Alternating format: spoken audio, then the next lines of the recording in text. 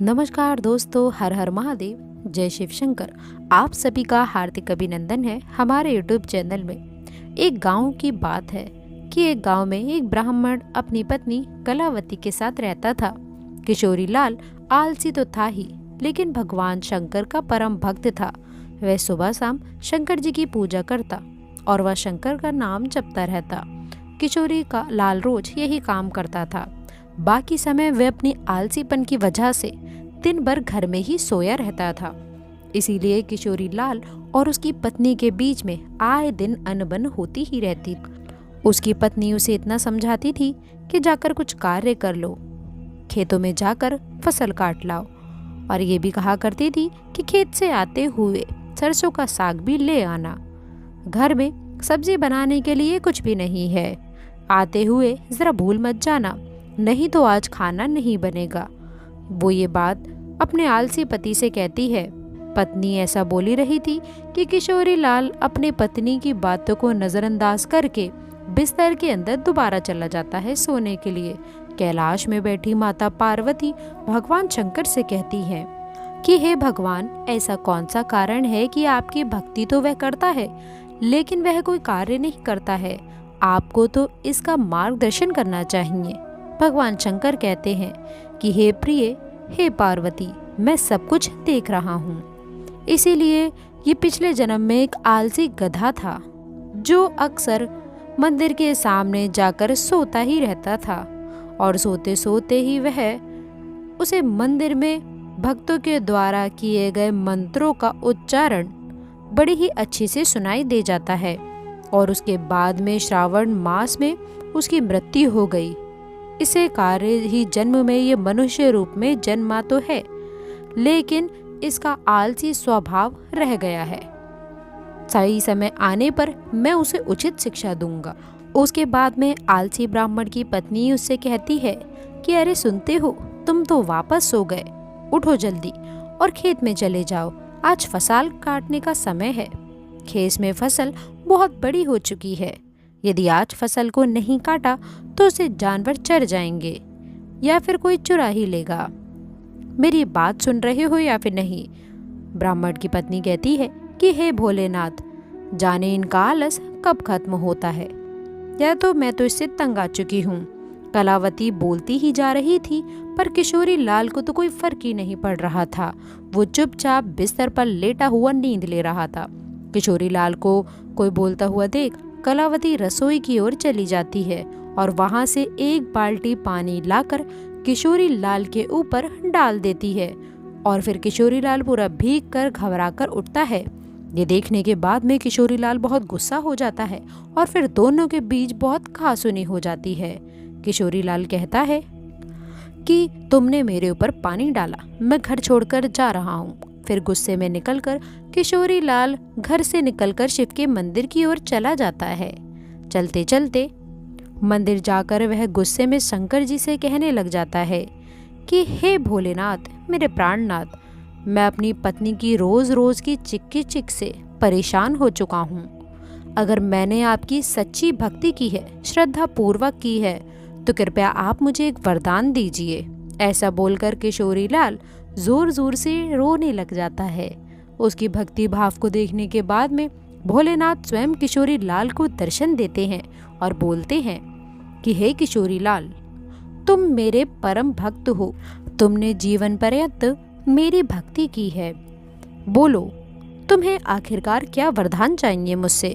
किशोरी लाल भगवान शंकर को देखकर पहले तो बिल्कुल हैरान रह जाता है और फिर शंकर जी को प्रणाम करके उनके सामने अपनी इच्छा को प्रकट करता है, और वह कहता है कि हे भगवान, हे भोलेनाथ, मुझे एक ऐसी चीज दीजिए जो मेरी बात सुने और मेरा सारा काम कर दे। भगवान शंकर कहते हैं कि तथास्तु, मैं तुम्हें एक छोटा सा त्रिशूल देता हूँ।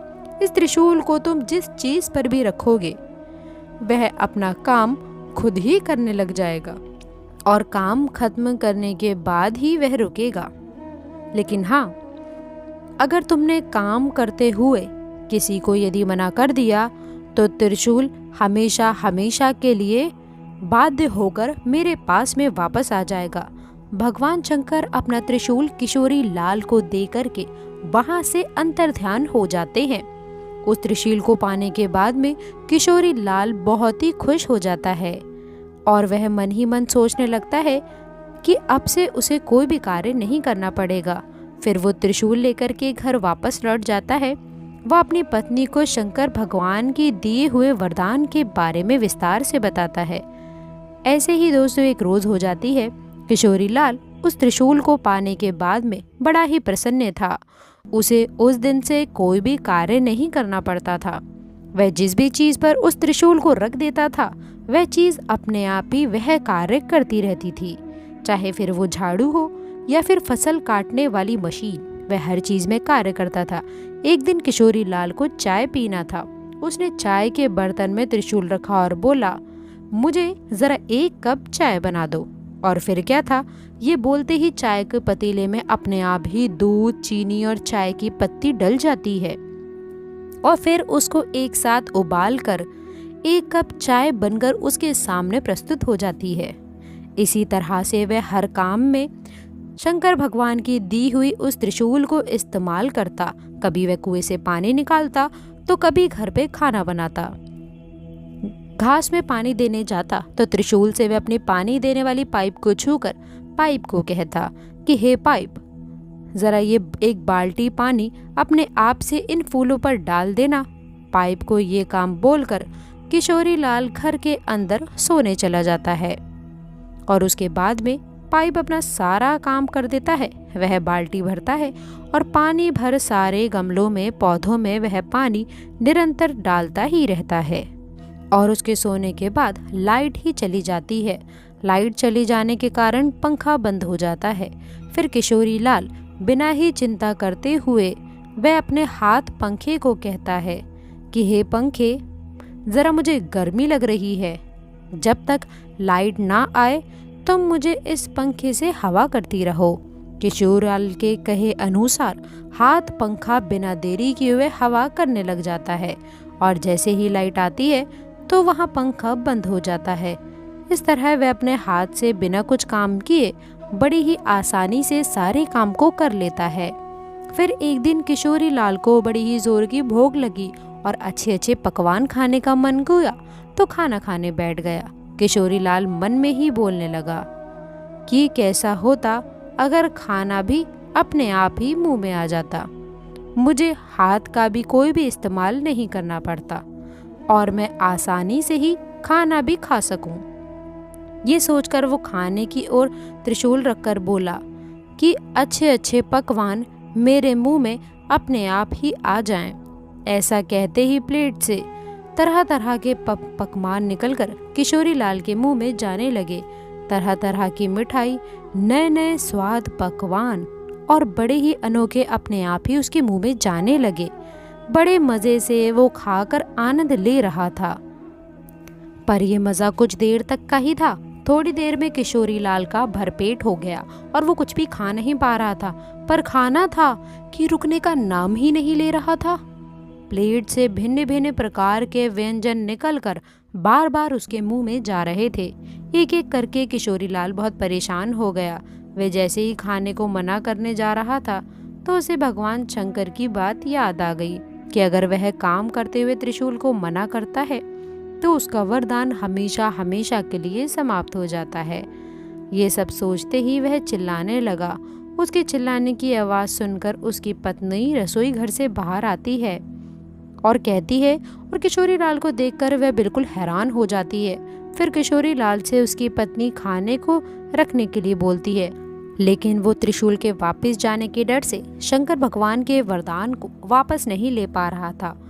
लेकिन उसे मजबूरी में बोलना ही पड़ा कि ज़रा रुक जाओ, मुझे और नहीं खाना है। खाना आना तो रुक गया, पर उसके साथ शंकर भगवान की दी हुई वो त्रिशूल भी गायब हो गई। किशोरी लाल अपने त्रिशूल पास में ना देखकर बड़ा ही हताश हो जाता है, पर वो अब कुछ भी नहीं कर सकता था। शंकर भगवान का दिया हुआ वरदान तो उसने खुद ही समाप्त कर दिया था और अब तो किशोरी लाल ने त्रिशूल को जो भी काम दिया था उन सबको काम खत्म करना है, ये भी अनजाने में ही सही बोल दिया था। पर खाना खाते समय कब रोकना है ये नहीं बोला था, जिस कारण खाना बिना रुके ही उसके मुंह तक आता ही जा रहा था।